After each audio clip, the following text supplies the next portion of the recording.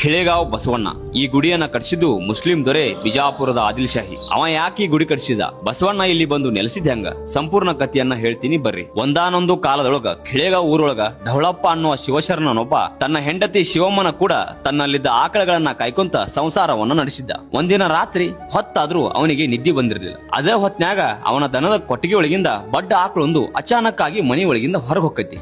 ಆಕಳ ಎಲ್ಲಿ ಹೊಂಟೈತೆ ಅಂತೇಳಿ ಢವಳಪ್ಪಜ್ಜ ಅದ್ರ ಹಿಂದ್ ಹೋಗಿ ನೋಡಿದ್ರ ಆ ಆಕಳು ಊರ್ ಹೊರಗಿದ್ದ ಒಂದು ಹುತ್ತಕ್ಕ ತಣ್ಣಿನ ತಾನ ಹಾಲು ಎರಿತಿರ್ತೈತಿ. ಅದನ್ನ ಕಂಡು ಢವಳಪ್ಪಜ್ಜ ಅಚ್ಚರಿಚಕಿತನಾಗ್ತಾನ. ಮರುದಿನ ಊರ್ ಮಂದಿನೆಲ್ಲ ಕರ್ಕೊಂಡ್ ಬಂದು ಈ ಹುತ್ತದೊಳಗ ಅಂತದೇನೈತಿ ಅಂತೇಳಿ ಹಡ್ಡಿ ನೋಡಿದಾಗ ಅದ್ರೊಳಗ ಬಸವಣ್ಣನ ಉದ್ಭವ ಮೂರ್ತಿ ಇರ್ತೈತಿ. ಮುಂದ ಊರಿನವರ ಸಹಾಯ ತಗೊಂಡು ಆ ಬಸವಣ್ಣನಿಗೊಂದು ಸಣ್ಣ ಗುಡಿ ಕಟ್ಟಿ ಢವಳಪ್ಪಜ್ಜ ಬಸವಣ್ಣನ ಪೂಜೆ ಮಾಡ್ಕೊಂತ ಬರ್ತಾನ. ಮುಂದೊಂದ್ ದಿನ ಬಿಜಾಪುರದ ಆದಿಲ್ ಶಾಹಿಯ ಕಾಲಕ್ಕ ಅವ ಇಲ್ಲಿ ಬಂದು ಖಿಳೆಗಾಂವ್ ಬಸವಣ್ಣನ ಪರೀಕ್ಷೆ ಮಾಡುವ ನಿಟ್ಟಿನೊಳಗ ಬಸವಣ್ಣನ ಮುಂದ ಮಾಂಸ ತಂದಿಡ್ತಾನ. ಮರುದಿನ ಬಂದ ನೋಡಿದ್ರ ಆ ಮಾಂಸ ದಾಸವಾಳದ ಹೂವಾಗಿ ಪರಿವರ್ತನೆ ಆಗಿರ್ತೈತಂತ. ಅದ ಸೆಟ್ಟಿನೊಳಗ ಬಾದ್ಶಾಹನ ಸೈನಿಕರು ಹಾರಿ ತಗೊಂಡ ಬಸವಣ್ಣನ ಹೊಟ್ಟಿಗೆ ಚುಸ್ತಾರ. ಆಗ ಬಸವಣ್ಣನ ಹೊಟ್ಟಿಯಿಂದ ಒಂದ್ ಕಡೆಯಿಂದ ರಕ್ತ ಬಂದ್ರ ಇನ್ನೊಂದ್ ಕಡೆಯಿಂದ ಹಾಲು ಬರ್ತಿರ್ತೈತಂತ. ಆಗ ದಾಸವಾಳದ ಹೂವಿನಿಂದ ಜೇನು ಹುಳ ಬಂದು ರಾಜ ಮತ್ತವನ ಸೈನಿಕರಿಗೆ ಕಡಿದು ಅವರೆಲ್ಲ ಕಣ್ಣು ಕಳ್ಕೊತಾರಂತ. ಕೊನೆಗೆ ತಮ್ಮ ತಪ್ಪಿನ ಪ್ರಾಯಶ್ಚಿತವಾಗಿ ಬಸವಣ್ಣನ ಮುಂದ ಕ್ಷಮೆ ಕೇಳಿದಾಗ ಅವ್ರಿಗೆಲ್ಲ ಹೊಳ್ಳಿ ಕಣ್ಣು ಬರ್ತಾವಂತ. ಅದಕ್ಕ ಬಾದ್ಶಾ ಬಸವಣ್ಣನ ಸಲುವಾಗಿ ಈ ದೇವಸ್ಥಾನವನ್ನ ಕಟ್ಟಿಸಿದ ಅಂತ ಹೇಳ್ತಾರ. ಹಂಗಾಗಿ ನೀವು ಹೊರಗಿಂದ ಸ್ವಲ್ಪ ದಿಟ್ಟಿಸಿ ನೋಡಿದ್ರ ಈ ದೇವಸ್ಥಾನ ಇಸ್ಲಾಮಿಕ್ ಶೈಲಿ ಒಳಗ ಕಾಣಿಸ್ತೈತಿ. ಈ ದೇವಸ್ಥಾನ ಇರೋದು